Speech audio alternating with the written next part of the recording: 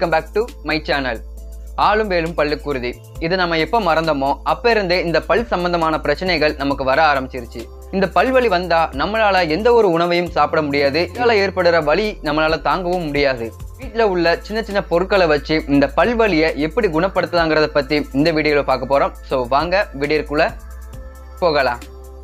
ஒரு சின்ன அனௌன்ஸ்மெண்ட், நம்ம சேனல்ல ஒரு கிவ்அவே ரன் பண்ணலான் இருக்கோம்.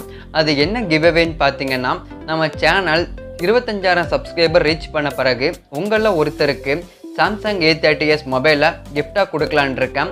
அதுக்கு நீங்கள் பண்ண வேண்டியது ரெண்டே விஷயம்தான். நம்ம சேனலை இன்னும் சப்ஸ்கிரைப் பண்ணாட்டி சப்ஸ்கிரைப் பண்ணிக்கோங்க. கமெண்ட் செக்ஷனில் ஹாய் ப்ரோன்னு கமெண்ட் பண்ணுங்கள். நம்ம 25,000 சப்ஸ்கிரைபர் ரீச் பண்ண பிறகு உங்களில் ஒருத்தரை ரேண்டமாக செலக்ட் பண்ணி அவங்க வீட்டுக்கு கொரியரில் மொபைலை அனுப்பி வைக்கப்படும். ஒரு டம்ளர் சூடான தண்ணியில் கல்லுப்பையும் மஞ்சளையும் ஆட் பண்ணி நல்லா மிக்ஸ் பண்ணிக்கோங்க.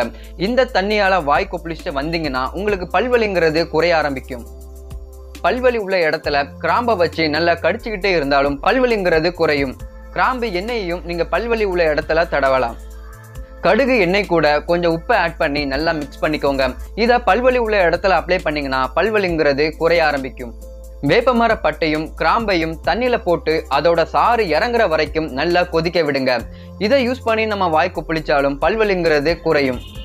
கிராம்பை தூளாக்கி வச்சுக்கோங்க. இது கூட மிளகையும் உப்பையும் ஆட் பண்ணி நல்லா பேஸ்ட் மாதிரி ஆக்கிக்கோங்க. இதை நாம டெய்லி பிரஷ் பண்ற மாதிரி பல்வலி உள்ள இடத்துல தேய்ச்சி வந்தீங்கன்னா பற்கள்ல உள்ள கிருமிகள்லாம் நீங்கி நமக்கு பல்வலிங்கிறது குணமாகும். பல் சம்பந்தமான பிரச்சனைகள் நமக்கு வராம இருக்கிறதுக்கு முதல்ல காலையிலையும் நைட்டும் பிரஷ் பண்றது ரொம்பவே முக்கியம். 3 மாசத்துக்கு ஒரு தடவை உங்க பிரஷை மாத்தணும். ரொம்பவே குளிர்ச்சியான இல்லாட்டி சூடான உணவுகளை சாப்பிட்றத தவிர்க்கணும். சாப்பிட்ட பிறகு வாய் கொப்பளிக்கிறது ரொம்பவே முக்கியம். இதை உங்க குழந்தைகளுக்கும் கற்றுக் கொடுங்க. அதிக சர்க்கரை உள்ள உணவுகள் மற்றும் பானங்களை தவிர்க்கவும். உங்களுக்கு உடல்நிலை சரியில்லைன்னா உடனே உங்க டூத் பிரஷை மாத்துங்க. இது எல்லாத்தையும் கண்டிப்பா ட்ரை பண்ணி பாருங்க.